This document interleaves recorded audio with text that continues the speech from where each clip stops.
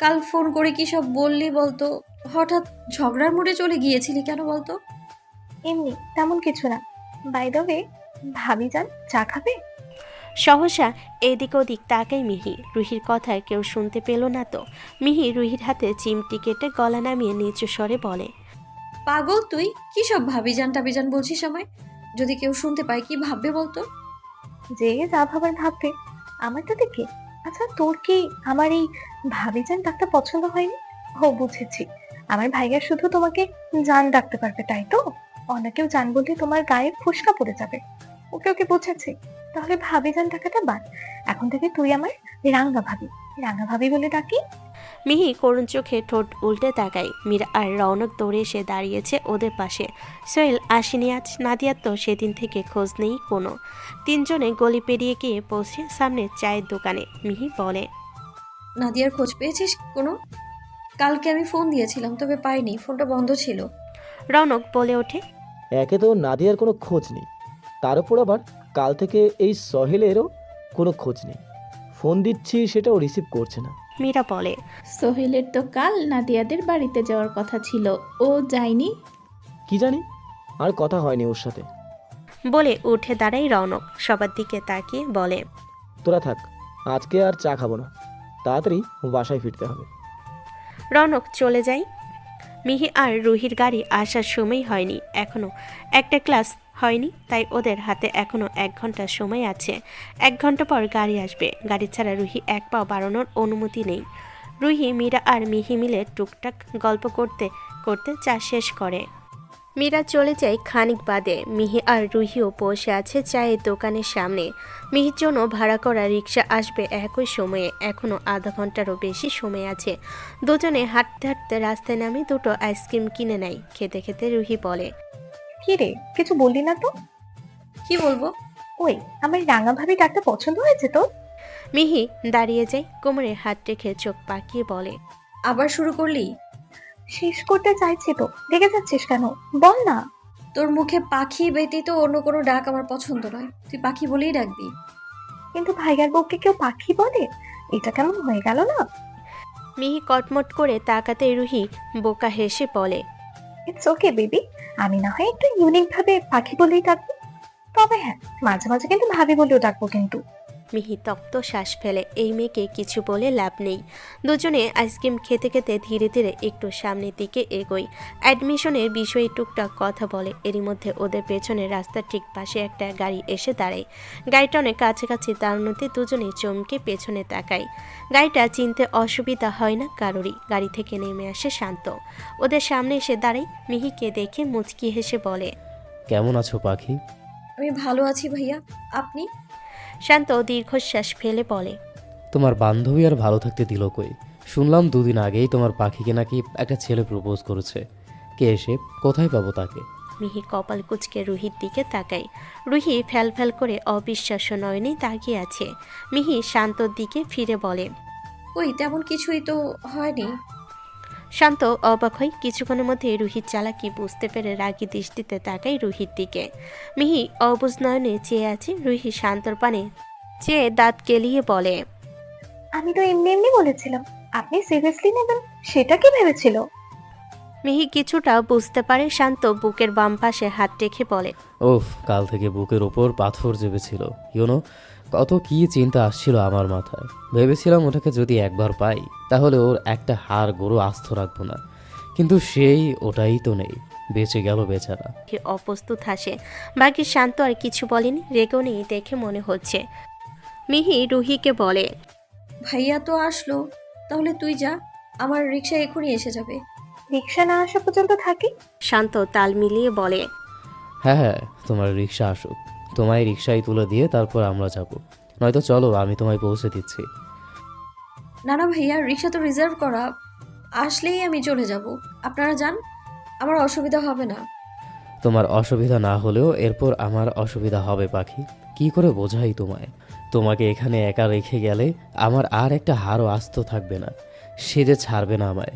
মনে মনে বিড়বিড় করে শান্ত, গলা ঝেড়ে বলে, সমস্যা নেই, আমরা দাঁড়িয়ে আছি, আসুক রিক্সা, ততক্ষণ গল্প করা যাক।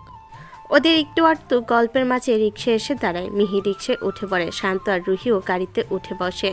রাতে গ্রুপ কলে নাদিয়া এসেছিল। নাদিয়া, রুহি, মীরা, রৌনক আর মিহি মিলে কথা বলছে খানিকক্ষণ। সোহেল ছিল না। নাদিয়াকে সবাই বারবার কোচিংয়ে না আসার কারণ জিজ্ঞেস করেছে, কিন্তু ও বলেনি।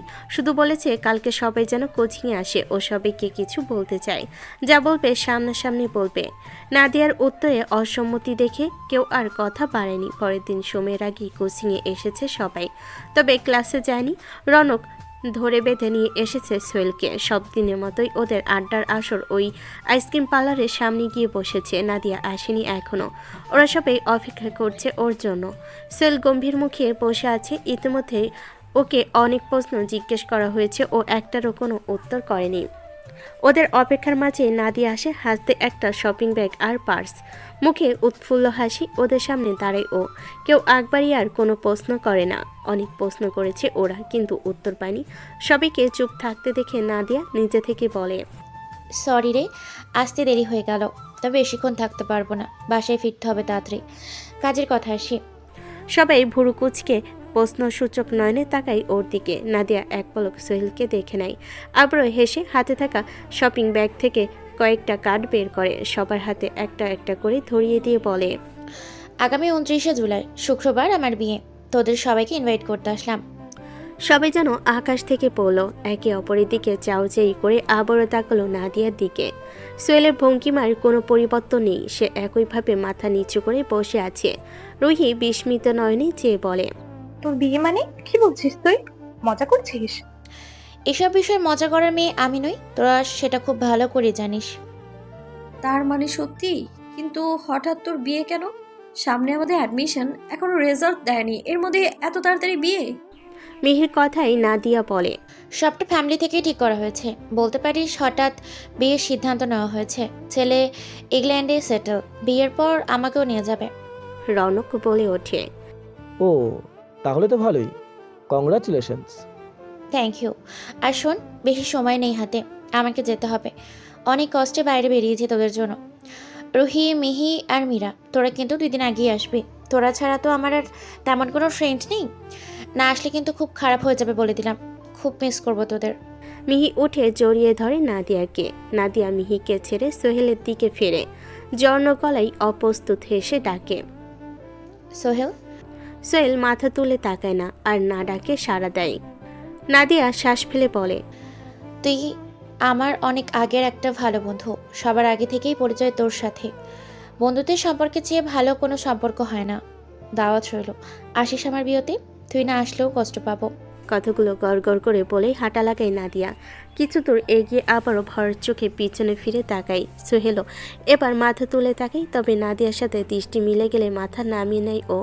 নাদিয়া চলে যেতেই মিহি শ্বাস টেনে সোহেলের পাশে বসে ভারী কণ্ঠে শুধায়, তোর কি হয়েছে বলতো? সোহেল উঠে দাঁড়ায় তৎক্ষণাৎ। কাঁধে ব্যাগ নিতে নিতে ভুরুযুগল জড়ো করে বলে, কি আবার হবে? কিছুই না।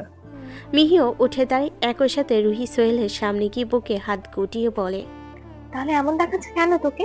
ভেবেছিস আমরা কিছু বুঝি না? সব বুঝিস তোরা, সব। তোরা মেয়েরা সব বুঝিস, তাই না? আচ্ছা, তোরা মেয়েরা এমন কেন রে? সব বুঝেও কেন তোরা ছেলেদের অনুমতি নিয়ে খেলিস? বল আমায়, বল। শুনেছি মেয়েরা নাকি ছেলেদের চোখের দিকে তাকালে তার মনে কি আছে সেটা বুঝতে পারে। একটা মেয়ের প্রতি একটা ছেলের অনুভূতি, আবেগ মেয়েরা সহজেই ধরতে পারে। তবুও কেন তোরা এমন করছিস ছেলেদের সাথে? ছেলেদের অনুভূতি কি কোনো দাম নেই তোদের কাছে? বলতে বলতে গলা জড়িয়ে আসে সোহেলের। রাস্তার ধারে বসে পড়ে ও। মিহি রুহি একে অপরের দিকে তাকাই। মিহি এগিয়ে এসে বলে, তুই যে ওকে ভালোবাসিস বা পছন্দ করিস সেটা বলেছিস কখনো? স্কুল লাইফ থেকে পরিচয় ওর সাথে। তুই কি ভেবেছিস ও জানতো না? ও কিছুই বোঝে না? ভালোবাসা কি শুধু স্বীকার করলেই প্রকাশ পায়? সোহেলের চোখ ভরে উঠেছে। রনক দূরে দাঁড়িয়ে দেখছে। ও জানতো সবটা, কিন্তু ওর কিছুই বলা বা করা নেই। মিহি আরও একটু এগিয়ে সোহেলের পাশে বসে নিষ্ক্রিয় হয়ে শ্বাস ফেলে বলে, অপ্রকাশিত ভালোবাসা সুন্দর, তবে প্রকাশিত ভালোবাসার চেয়ে নয়। কাউকে ভালোবাসলে সেটা যথাসময়ের মধ্যেই স্বীকার করতে হয়, প্রকাশ করতে হয়, নয়টা সেটা হারিয়ে যায় নয়তো, আর নয়তো অন্য কারো হয়ে যায়। মেয়েরা নিজেদের অনুভূতির কথা কখনোই প্রকাশ করে না, তারা অপেক্ষায় থাকে ছেলেদের প্রকাশের জন্য। তুই তো নাদিয়াকে আমাদের থেকেও বেশি ভালো চিনিস। ওর চোখের ভাষা বুঝতে পারিসনি তুই? বড্ড দেরি করে ফেলেছিস সোহেল। নাদিয়া কেমন তুই জানিস। ও ওর পরিবারের বিরুদ্ধে কখনোই যাবে না। এখন হয়তো আর কিছুই করার নেই। নাদিয়া মেনে নিয়েছে, তুইও মেনে নে। পারবো না আমি। আমার জীবনের প্রথম আবেগ ছিল ও। কি করে বলবো আমি ওকে? বলতে বলতে দুহাতে মুখ ঢেকে কেঁদে ওঠে সোহেল। মিহি সান্ত্বনার লক্ষ্যে সোহেলের কাঁধে হাত রাখে। রুহি, মীরা আর রৌনক পিট পিট করে তাকিয়ে আছে। রৌনক এগোতে এগোতে বলে ওঠে, বলতে তো হবেই। কি আছে তোর? যা আছে তোর বাবার আছে। বর্তমানে তোর কোনো যোগ্যই নেই। শুনলি, ওর ফিউচার হাজবেন্ড ইংল্যান্ডে সেটেল, নিজের বিজনেস আছে। তার কাছে তুই তুচ্ছ, মানবে না তোকে কেউ। কিন্তু আমার ভালোবাসা তো তুচ্ছ ছিল না রে। রাতে অন্ধকার ঘরে শুয়ে শুয়ে কোনো একদিকে নিশ্চল চেয়ে আছে মিহি। নাদিয়ার করুণ ভেজা চাহনি আর সোহেলের কান্নামাখা মুখটা বারবার ভেসে উঠছে চোখের সামনে। বাড়িতে সেই আব্বু আম্মুকে নাদিয়ার বিয়ের কথাটা বলেছে শুনে স্বাভাবিকে নাই খুশি হয়েছেন আজমল হোসেন আর সাবিনা বেগম। নাদিয়ার কথা মতো বিয়ের দুদিন আগে ওদের বাড়িতে যাওয়ার কথাটাও বলেছে মিহি। ফ্রেন্ড গ্রুপে প্রথমে কারোর বিয়ে, এড়িয়ে যাওয়া তো আর যায় না। সাবিনা বেগম আর আজমল হোসেনও অনুমতি দিয়েছেন, বাধা দেননি তারা। তবু মিহির মনটা ভালো নেই। সোহেলের কথা ভাবলেই মনটা খারাপ হয়ে যাচ্ছে। উদাস হয়ে বেলকুনিতে গিয়ে দাঁড়াই মিহি। গরম পড়েছে বেশ, তবে একটু নরম বাতাস বইছে। কিছুক্ষণ বেলকুনিতে নীরবে দাঁড়িয়ে থেকে আবার ঘরে আসে। রুহি ফোন করেছে। মিহি আলতো হেসে ফোন রিসিভ করে। পাখি, বল কি করছিস? কিছু না, এই তো তোর কথাই মনে পড়ছিল, তাই ফোন করলাম আমার রাঙা ভাবিকে। তা কি করছো আমার ভাইয়ের বউ? আবার? Any problem? অনেক প্রবলেম। তোকে বলেছি না তুই এইসবে আমাকে এইসব বলে ডাকবি না। সবকিছু নিয়ে মজা করাটা ঠিক না রুহি। আমি মজা করলাম কোথায়? I am serious. তোকে তো আমার ভাইয়ার বউ বানাবে, মিলিয়ে নিস। আমার ভাইয়া যদি কাউকে বিয়ে করে তাহলে সেটা তোকেই করবে। মিহি খানিক চুপ থেকে নিচু স্বরে বলে, বিয়ের জন্য রাজি করিয়েছিস বাড়িতে? রুহি লাফিয়ে উঠে গদগদ হয়ে বলে, আমার ভাইয়া তো রাজিই আছে, শুধু একবার হ্যাঁ বল, বাড়িতে রাজি করাতে সময় লাগবে না ভাইয়া। আমার বাড়িতেও সবাই রাজি। রুহি অবাকে নেয় প্রশ্ন ছুড়ে। কি বলিস, আঙ্কেল আন্টি রাজি? ওনাদের কেউ বলে দিয়েছিস? আরে বাহ, তুই তো দারুণ ফাস্ট। বাসায় এসেই বলেছি। তাহলে কবে যাচ্ছি? তোরা কেন আসবি? যাবো তো আমরা। মেয়েরা কখনো ছেলেদের বাড়িতে বিয়ের প্রপোজাল নিয়ে আসে গাধা? ছেলেদের বাড়ি থেকেই যেতে হয়। লজ্জা শরমে মাথা খেয়েছিস নাকি? জানিস না কিছু? মিহি কপাল কুঁচকে বলে, কি বলছিস বলতো? কিসের বিয়ের প্রপোজাল? আর কি ছেলে মেয়ে, পাগল হয়ে গেছিস? এসব কি বলছিস? কেন, তুই তো বললি আঙ্কেল আন্টি রাজি।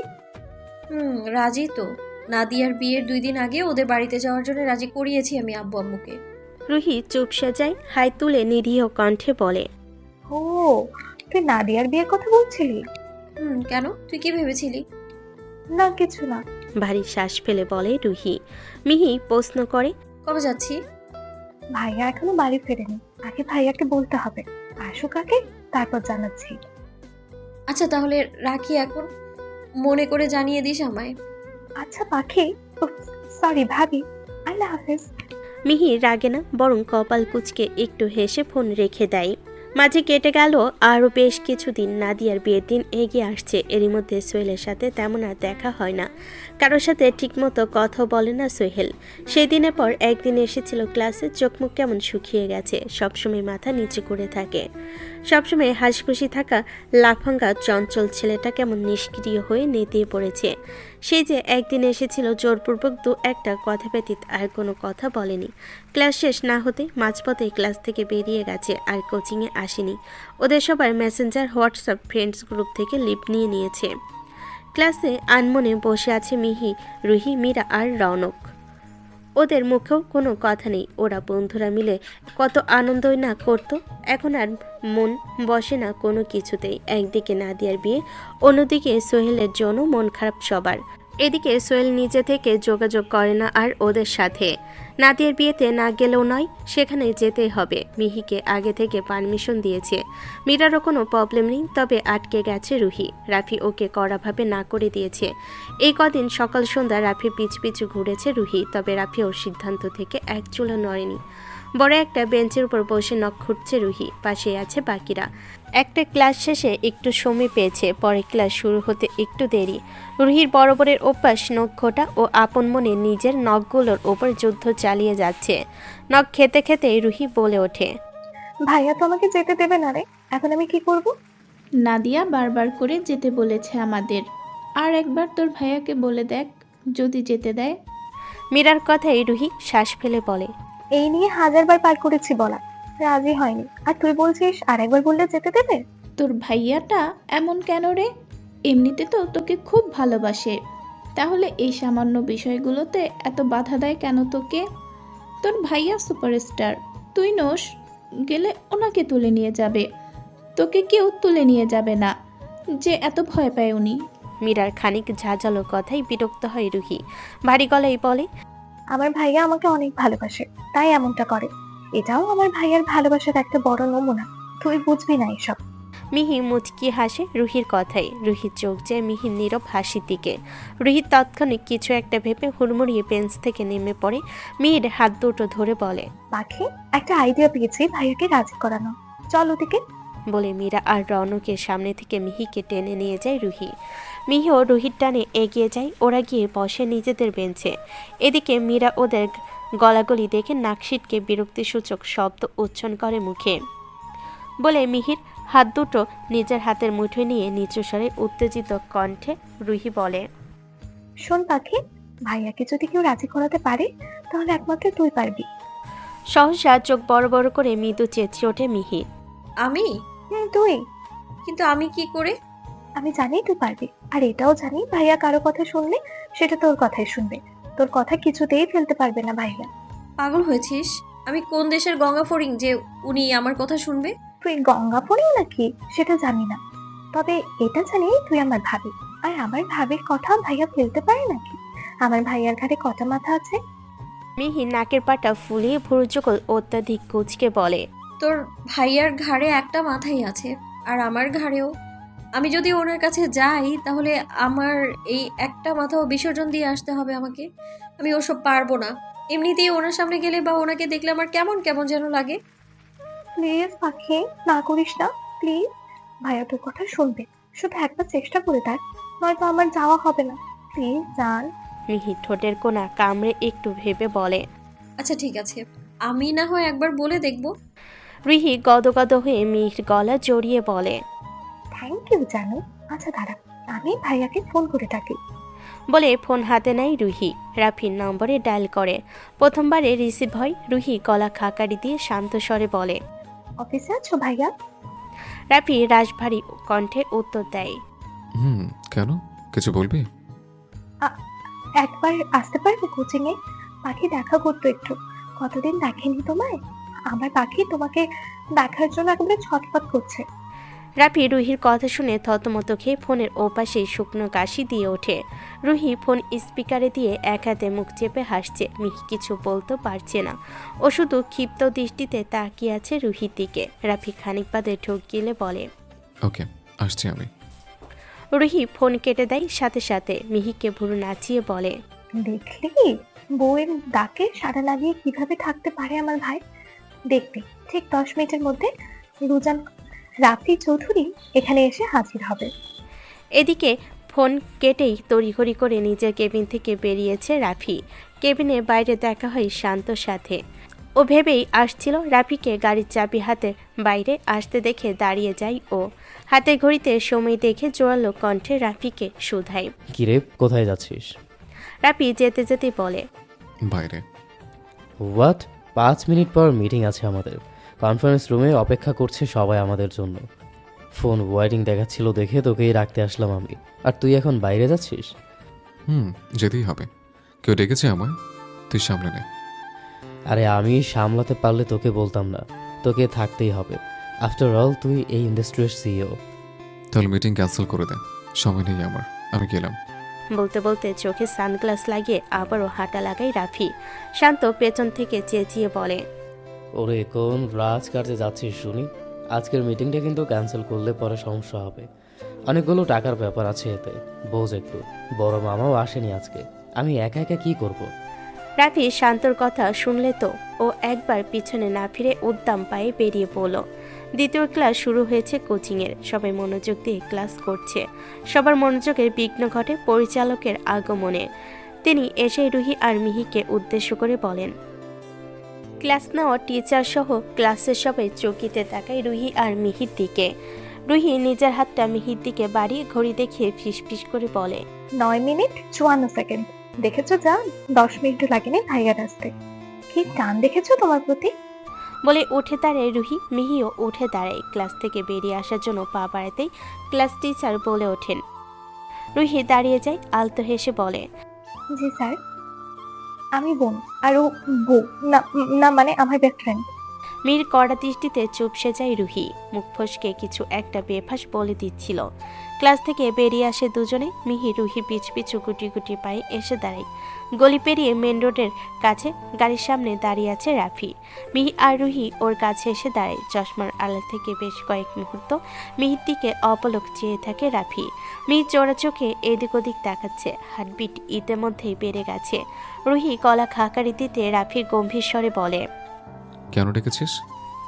রুহি অবাক হওয়ার ভান করে বলে, কই, আমি তো তোমাকে ডাকিনি।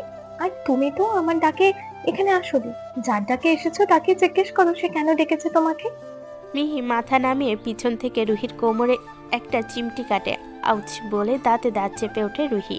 রাফি ভুরু কুচকে রুহি মিহির দিকে তাকিয়ে ফ্যাল ফ্যাল করে হাসার চেষ্টা করে বলে, কি হলো ভাইয়ার ম্যাডাম, ভাইয়াকে কেন ডেকেছো বলো। ও সরি, পার্সোনাল কথা আছে হয়তো। আমি বরং এখান থেকে যাই, তোমরা তোমাদের পার্সোনাল কথা বলো। ভাইয়া পাখিকে নিয়ে একটা লং ড্রাইভে যাও তো, ও কিছু বলবে তোমায়, মন দিয়ে শুনবে কিন্তু। আমি আসি। বলেই কোচিংয়ের দিকে ছুট লাগায় রুহি। পিছন থেকে মিহি ডাকে। মিহি ডাকে রুহি চেঁচিয়ে বলে, আমি ক্লাসে যাচ্ছি পাখি, ক্লাস শেষে বাড়ি ফিরে যাব। তোরা যা, and best of luck. Ruhi চোখের আড়াল হতেই ধীরে ধীরে রাফির দিকে ফিরে মিহি। রাফির চোখের দিকে তাকানোর সাহস হচ্ছে না। দ্বিধা কাটিয়ে পিটপিট করে মাথা তুলে তাকায় মিহি। রাফি প্রশ্নসূচক দৃষ্টিতে তাকিয়ে আছে। মিহি বোকার মতো একটু হাসে। রাফি ঘুরে গিয়ে গাড়ির দরজা খুলে দিয়ে বলে, এসে বসুন। রাফির সামনে থেকে সরতে মিহি যেন হাঁপ ছেড়ে বাঁচল। জোরে শ্বাস ফেলল সে। গাড়িতে গিয়ে বসলো। রাফি ড্রাইভিং সিটে বসে সিট বেল্ট লাগিয়ে নেয়। মিহির দিকে তাকায়। মিহি আজ নিজে থেকেই লাগিয়ে নিয়েছে। রাফি স্টিয়ারিংয়ে হাত রেখে মিহির দিকে চেয়ে কোমল কণ্ঠে শুধায়, আজ্ঞা করুন ম্যাডাম, কোথায় যেতে চান আপনি? আর হঠাৎ আমাকে এমন জরুরি তলব করার কারণটা কি? মিহির বুকটা স্যাত করে ওঠে। বরাবরই রাফির এই শীতল কণ্ঠ মিহির মনে তোলপাড় চালায়। আজও তার ব্যতিক্রম নয়। মিহির শুষ্ক ঢুক গেলে গলা শুকিয়ে গেছে। গাড়ির এসির মধ্যেও ঘামছে মিহি। সে কোনো রকমে বলে, পানি আছে? রাফি তড়িঘড়ি করে পানির বোতল এগিয়ে দেয় মিহির দিকে। মিহি ঢাকনা খুলে ঢকঢক করে পুরো পানি একটুকু শেষ করে। আবার জোরে একটা শ্বাস ফেলে। রাফির দিকে ঘুরে অস্থির কণ্ঠে অনবরত বলে, বিশ্বাস করুন, আমি আপনাকে ডাকিনি, ডেকেছে রুহি। আর এর কারণটা হলো। মিহিকে কথার মাঝে থামিয়ে রাফি বলে, আরে আস্তে, শুনবো তো সবাই। শান্ত হন একটু, আমি এখানে আছি। ধীরে সুস্থে বলুন।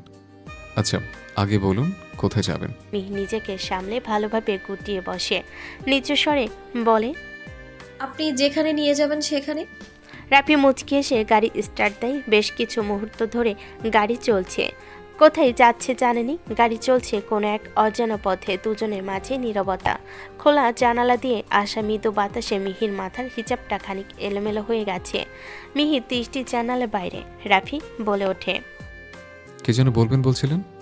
মিহি চোখ ফেরে রাফির দিকে। হাত কসলাতে কসলাতে কণ্ঠ খাদে নামিয়ে বলে, একটা আবদার করব, রাখবেন? বলেই দেখুন। 29 তারিখ নাদিয়ার বিয়ে। বিয়ের 2 দিন আগে সবাই যাবে, আর আমিও। রুহিকে যদি যেতে দিতেন তাহলে। যা হবে না কারুর। মিহির পুরো কথা শেষ হওয়ার আগেই গম্ভীর কণ্ঠে বাদশাদে রাফি। মিহি চোখ তুলে তাকিয়ে একই স্বরে বলে, প্লিজ যেতে দিন না। ফ্রেন্ড গ্রুপের প্রথম কারো বিয়ে, ও না গেলে আমারও যেতে ইচ্ছে করবে না। ভালো লাগবে না তো ওকে ছাড়া। আপনাকে যাওয়ার পারমিশন কে দিয়েছে? রাফির গম্ভীর প্রশ্নে মিহি চকিতে চেয়ে বলে, আব্বু তো সেই প্রথম দিনেই আমাকে পারমিশন দিয়ে দিয়েছে। আটকে আছি শুধুমাত্র আপনার জন্য। প্লিজ রুহিকে যেতে দিন। আমি পারমিশন দিইনি আপনাকে যাওয়ার, আর না রুহিকে দেব। কারো যাওয়া হবে না। রাফির জোরালো কথায় মিহি থমকায়। মিহির মনে হলো রাফি জোর খাটিয়ে বলল কথাটা। কিন্তু কেন, কি হবে গেলে? আমিও তো মেহজাবিন আপুর বিয়েতে এসেছিলাম আপনাদের বাড়িতে। এখন ওখানে গেলে কি হবে? এখানে আমি ছিলাম, ওখানে থাকবো না। যদি কোনো সমস্যা হয়, আমাদের বাড়িতে থাকতে কি হয়েছিল ভুলে গেছেন? আমি ছিলাম, তবু কিচ্ছু করতে পারিনি। ওই জানোটাকে ধরতে পারিনি এখন আমি। বলতে বলতে জল শক্ত হয়ে যায়। রাফি নিজেকে স্বাভাবিক করে আবারও বলে, বাই দ্য ওয়ে, যাওয়া হবে না কারোর। কথাটা যেন মাথায় থাকে। আপনিও যাবেন না। বিয়ের দিন দুপুরে যাবেন, আর সন্ধ্যা আমি গিয়ে নিয়ে আসবো। এমনিতেও সামনে অ্যাডমিশন আসছে, পড়াশোনা একটুও ফাঁকি দিলে চলবে না। এত পড়াশোনা করে কি হবে শুনি? কেন, পড়াশোনা করলে আর কি হবে না হবে সেটা বাদ দিন। বরং সুন্দর একটা বর পাবেন পড়াশোনা করলে। ফেলটুস মেয়েকে কিন্তু কেউ বিয়ে করতে চাইবে না। আমার সুন্দর বরের প্রয়োজন নেই। আরে বা, তাহলে সেদিন এত সুন্দর করে নিজের জীবনসঙ্গীর বর্ণনা দিলেন যে, তার বেলা? আমি তো সুন্দর জীবনসঙ্গী চাইনি, আমি চাই যত্নশীল জীবনসঙ্গী, একদম আমার আব্বুর মতো। আর এমনিতেও সুন্দর হ্যান্ডসাম ছেলেদের অতটা আমার পছন্দ করি না আমি। ছেলেদের বেশি সুন্দর হতে নেই, এতে নজর পড়ে তাদের উপর। আমার জীবনসঙ্গীকে হতে হবে একদম সাধারণ, যার উপর আমি ছাড়া অন্য কেউ নজর দেবে না, বুঝলেন? রাফি ভুরু কুচকায় কণ্ঠ নিচু করে বলে, অন্যরা নজর দেয় তো কি হয়েছে? নিজের সুন্দর হাজব্যান্ডের উপর নজর দিকে লাগিয়ে দেবেন, তাহলে আর কারোর নজর লাগবে না। আর এমনিতে নজর লাগলেও কাজ হবে না, কারণ আপনার যে জীবনসঙ্গী হবে সে শুধু আপনার মাঝে আটকে থাকবে। আপনাদের সীমাবদ্ধ থাকবে সে, তার নজর শুধু আপনার উপর আটকে থাকবে। এতে তার উপর অন্যদের নজর লাগলেও কোনো পরোয়া নেই তার। মিহির মাথায় রাফির কথার অর্থগুলো ঢুকলো কিনা কে জানে। সে আবদারের সুরে বলে উঠল, সেসব পরে ভাবা যাবে। আর আমার জীবনে যে আসার সে এমনিতেই আসবে, পুরো পৃথিবী ঘুরে হলেও সে আসবে, তাকে কেউ আটকাতে পারবে না। আর একবার বলবো, যেতে দিন না প্লিজ। না, যাওয়া হবে না। রাফি গম্ভীর উত্তরে মিহি আর একটা কথাও বাড়ল না। মুখ ভার করে মুখ ফিরিয়ে চেয়ে রইল বাইরের দিকে। মুখ ভার থাকলেও মন ভার নয়, খারাপ লাগছে না একটুও। এই যে রাফি বারণ করলো যেতে, এখন রুহির সাথে সাথে ওরও যাওয়া হবে না, তবু খারাপ লাগছে না। কিছু সময় পর রাফি শীতল কণ্ঠে বলে উঠল, মন খারাপ হলো? না। ছোট্ট জবাবে মন ভরল না রাফির। সে বলল, তাহলে হাসুন। গম্ভীর মুখে একদম মানায় না আপনাকে। আপনার ঠোঁটের কোণের হাসিটুকু কারোর প্রশান্তির কারণ। কখনো মুছতে দেবেন না ওই হাসি। মিহি আপনা আপনি একটু হাসল, দীর্ঘশ্বাস ফেলে ছিটে মাথা এলিয়ে নীরস স্বরে বলল, জানেন আমাদের না কেউ নেই, না কোনো আপনজন, না কোনো আত্মীয় স্বজন, আর না কোনো কাছের মানুষ, কেউ নেই। ছোটবেলা থেকে একা একা বড় হয়েছি, বন্ধু বান্ধব হয়েছে অনেক। একেবারে একা ছিলাম তা নয়। আমার ফ্রেন্ডরা যখন ছুটিতে নানু বাড়ি যেত, বিভিন্ন আত্মীয় স্বজনের বাড়ি যেত, এখানে যেত ওখানে যেত, তখন আমারও খুব ইচ্ছে করতো আমিও যদি যেতে পারতাম। আমাদেরও যদি ওদের মতো সবাই থাকতো, তাহলে কতই না ভালো হতো বলুন। এই দুনিয়াতে আমাদের না কেউ নেই। আমার জীবনে আব্বু আম্মু ছাড়া আর কেউ নেই। আর একটা বড় বিষয় কি জানেন, জীবনে প্রথমবার আমি আব্বু আম্মুকে ছেড়ে, নিজের বাড়ি ছেড়ে আপনাদের বাড়িতে প্রথমবার রাত কাটিয়েছিলাম। আব্বু আম্মুর থেকে দূরে থেকেছিলাম সেই প্রথমবার আমি। সবসময় নিজের বাড়িতে থাকতে থাকতে বোর লাগে, ইচ্ছে করে এখানে ওখানে যেতে, কিন্তু কোথায় যাব? যাওয়ার তো কোনো জায়গাই নেই। মিহির কথাগুলো অগোছালো, তবে রাফির এই অগোছালো কথাগুলোর মানে ঠিকই বুঝতে পেরেছে। মিহির গলার স্বর ক্রমশ বিবশ হয়ে আসছে। ও ভারী শ্বাস ফেলল। রাফি ধীর কণ্ঠে শুধালো, আপনার জীবনের বড় পাওয়াগুলো কি কি? মিহি আলতো হেসে জবাব দিল, আমার জীবনের সবচেয়ে বড় পাওয়া হলো আমার আব্বু আর আম্মু। ওরা আমার জীবনের সব কিছু, আমার বেঁচে থাকার একমাত্র কারণ বলতে পারেন। আমি যেমন ওদের পূর্ণতা, ওরাও তেমন আমার পূর্ণতা। ওদের ছাড়া আমি শূন্য। আর তো কেউ নেই আমার। ওরা থাকলে আমার আর কোনো কিছুর অভাব অনুভব হয় না। আর ওদের পর আমার জীবনের অন্যতম বড় পাওয়া রুহি, আমার জান। ওর জন্য জীবনের অনেক কিছু পেয়েছি আমি। জীবনে অনেক বন্ধু এসেছে, কিন্তু ওর মতো কেউ আসেনি, কাউকেই পাইনি ওর মতো। এই 1 বছরেই অনেকটা মিশে গেছি আমি ওর মাঝে। ওর সাথে পরিচয় না হলে হয়তো অনেক কিছুই দেখা হতো না আমার, অনেক কিছুই হয়তো আসতো না আমার জীবনে। রাফি আলতো হাসলো, মনটা বলে উঠল, আর আমি? আমার কোনো অস্তিত্ব নেই আপনার জীবনে? আমিই বা কে? মনে মনে আওড়ালো। মিহির উদাস হয়ে বসে আছে সিটে। গাড়ি চলছে তো চলছে। কোথায় যাচ্ছে ওরা? মিহি একবার বাইরের দিকে তাকালো। ঢাকা শহরে তেমন কিছুই এখনো চেনে না সে। এদিকটায় কখনো এসেছে বলে মনে পড়ছে না। সম্পূর্ণ নতুন একটা রাস্তা। মিহি রাফির দিকে কোমল নেত্রে চেয়ে শুধালো। কোথায় যাচ্ছি আমরা? জানি না। অবাক হলো মিহি। হাতের ঘড়ির দিকে তাকালো। কোচিং ছুটি হয়ে গেছে এতক্ষণে। রিক্সাও এসে ফিরে গেছে হয়তো। কি জানি বাসায় গিয়ে কি বলবে। মিহি চিন্তিত স্বরে বলল। বাসায় ফেরার সময় হয়ে গেছে, ফিরতে হবে। আমার থেকে ঘড়িটা পড়েননি কেন? পছন্দ হয়নি? কথা ঘুরিয়ে বলল রাফি। মিহি নিজের হাতের দিকে চেয়ে আবারও রাফির দিকে তাকালো। নিচু স্বরে বলল। পছন্দ হয়েছে, কিন্তু ওটার দাম অনেক বেশি। অত দামি উপহার আমাকে দেওয়াটা ঠিক নয় আপনার। আর অত দামি জিনিস পরিও না আমি, ওটা রেখে দিয়েছি। দাম বিচার করতে কে বলেছে আপনাকে? কেউ একজন ভালোবেসে একটা উপহার দিল, আর আপনি সেটা তুলে রেখে দিলেন। সবসময় পড়বেন ওটা। আপনার হাতে যেন সবসময় ঘড়িটাই থাকে। আন্ডারস্ট্যান্ড? মিহি আলতো মাথা ঝাঁকালো। এদিকে রাফি ঘোরপ্যাচ রাস্তায় কোনো দিক থেকে কোন দিকে যাচ্ছে কে জানে। সে কখন থেকে একইভাবে চলছে গাড়ি। বসে থাকতে থাকতে আর ভালো লাগছে না মিহির। বিরক্ত ধরে এসেছে, যেটা ওর মুখে সম্পূর্ণ প্রকাশ পাচ্ছে। রাফি বুঝতে পারলো সেটা। ও রাস্তার একপাশে গাড়ি পার্ক করলো। নিজে থেকে নেমে গিয়ে পাশের দোকান থেকে অনেকগুলো চিপস, চকলেট আর আইসক্রিম কিনে নিয়ে আসলো। সেসব গাড়িতে রেখে আইসক্রিম খেতে খেতে রাস্তার পাশে গল্প করতে করতে একটু হাঁটলো দুজনে। আজ রাফি অনেকটা সময় কাটালো মিহির সাথে। অনেকটা সুন্দর মুহূর্ত। ওর ইচ্ছে করছে আরও একটু সময় কাটাতে। এদিকে সন্ধ্যার আধার ছেয়ে আসছে। মেয়েকে বাড়িতে পৌঁছাতে হবে। দুজনে উঠে বসলো আবারও গাড়িতে। ইচ্ছে করে রাফি বেশি দূরত্বে রাস্তা দিয়ে গাড়ি নিয়ে যাচ্ছে। জ্যামে আটকাচ্ছে বারবার। এতে রাফি একদমই বিরক্ত হচ্ছে না, বরং আরও বেশি ভালো লাগছে। ট্রাফিক সিগন্যালে আটকে আছে ওদের গাড়ি। মিহি জানালে দিয়ে দেখছে বাড়ির অন্যান্য গাড়িগুলো। এই ট্রাফিক পেরোলে আর ট্রাফিক নেই। সোজা মিহিতের বাড়ি। আর একটু সময় মিহি থাকবে রাফির সাথে, যার জন্য গুরুত্বপূর্ণ মিটিং ছেড়ে এক ডাকে এক মুহূর্ত না ভেবে ছুটে চলে আসলো রাফি। সে আবার এক মুহূর্ত পর চোখের আড়াল হয়ে যাবে। রাফির সুপ্ত হৃদয় বলছে, যদি সময়টা এই মুহূর্তে থেমে যেত তাহলে কতই না ভালো হতো। মিহি থাকতো ওর চোখের সামনে। সিগন্যাল পেরিয়ে রাফি কিছু একটা ভেবে গাড়িতে গান চালিয়ে দিল। এই পথ যদি না শেষ হয় তবে কেমন হতো তুমি বলো তো?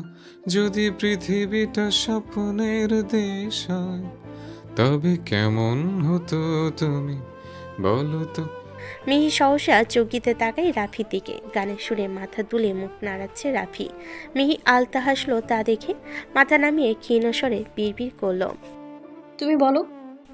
অকমর্ষাৎ গাড়ির ব্রেক কষল রাফি। মিহির দিকে ফিরে শান্ত কণ্ঠে শুধালো। কি বললেন? মিহি থতমত খেয়ে চোখ ঝাপটে বলল। কই, কিছু না তো। রাফি ঠোঁট পাকিয়ে হেসে পুনরায় গাড়ি স্টার্ট দিতে দিতে বলল। আপনার মুখে তুমি সম্বোধনটা শুনতে খারাপ লাগলো না কিন্তু। রাতের খাবার খেয়ে সবে নিজের ঘরে এসেছে মিহি। ভাইব্রেট করা ফোনটা কাঁপছে খাটের উপর। মিহি ঘরে ঢুকে ফোন হাতে তুলে নেয়।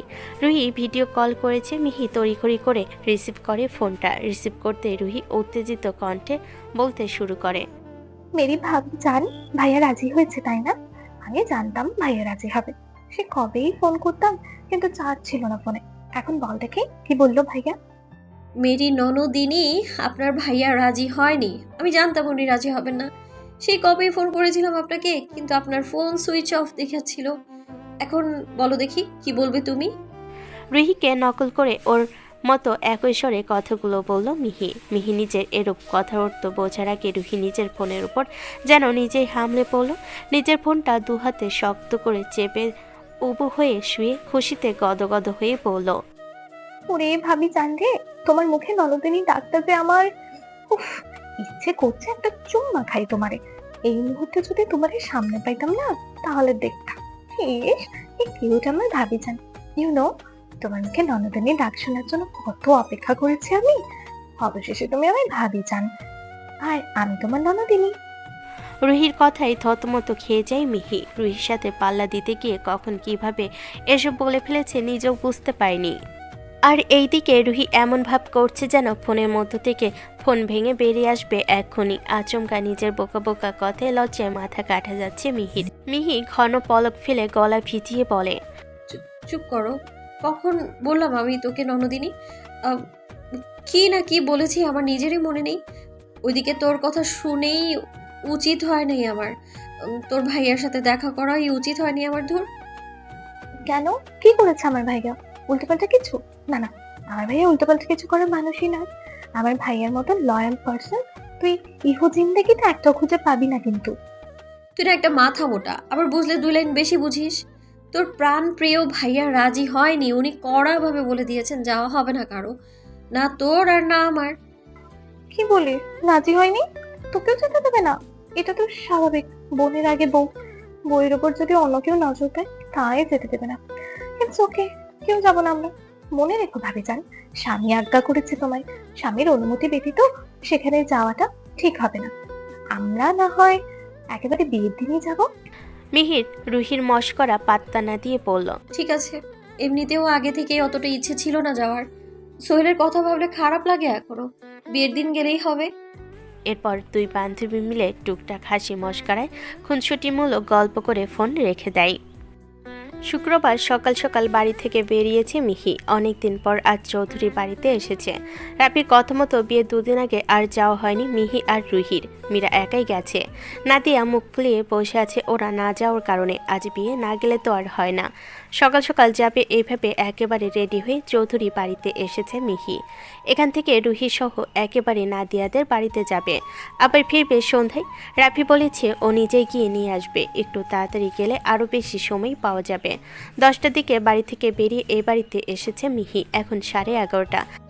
পাক্কা 1.5 ঘন্টা ধরে বসে বসে রুহি ছেলে মানুষই দেখে যাচ্ছে ও। আলমারির সমস্ত কাপড় পরে আছে মেঝেতে। খাটের উপর জট পাকিয়ে এলোমেলো হয়ে ছড়িয়ে ছিটিয়ে আছে আরও কাপড়। আজ বিয়েতে পরার জন্য একটা নতুন গাউন সিলেক্ট করে রেখেছিল রুহি। পুরো আলমারি তন্ন তন্ন করে খুঁজে পাওয়া যাচ্ছে না সেটা। 1 সপ্তাহ আগে নাদিয়ার বিয়ের জন্য খয়েরি রঙের সুন্দর একটা গর্জিয়াস গাউন কিনেছিল সে। ভেবেছিল এটাই পরবে, কিন্তু এখন সেটা খুঁজে পাচ্ছে না। আলমারিতেই তো গুজিয়ে রেখেছিল, কোথায় গেল? খুঁজে না পেয়ে বাচ্চাদের মতো হাত পা ছড়িয়ে মেঝেতে বসে আছে রুহি। চুল এলোমেলো হয়ে গেছে। মিহি তখন থেকে সোফায় পা তুলে বসে গালে হাত রেখে দেখে যাচ্ছে ওর কাণ্ড। হেনা বেগম ঘরে এসে সব কিছু এলোমেলো দেখে কোমরে হাত গুজে চোখ পাকিয়ে বলেন, হায় আল্লাহ, ঘরের কি অবস্থা করেছিস এটা? এটা তোর ঘর নাকি স্টোর রুম? স্টোর রুমের অবস্থাও ভালো আছে এর থেকে। রুহি ঠোঁট উল্টে কাঁদো কাঁদো হয়ে বলল, আম্মু, আমার ড্রেস কোথায়? কোথাও খুঁজে পাচ্ছি না কেন? এখন আমি কি পরে যাবো বিয়ে বাড়িতে? হেনা বেগম অবাকে নেই শুধালেন, তোর ড্রেস? ওটা তো কাল রাতে শান্ত নিয়ে গেছে।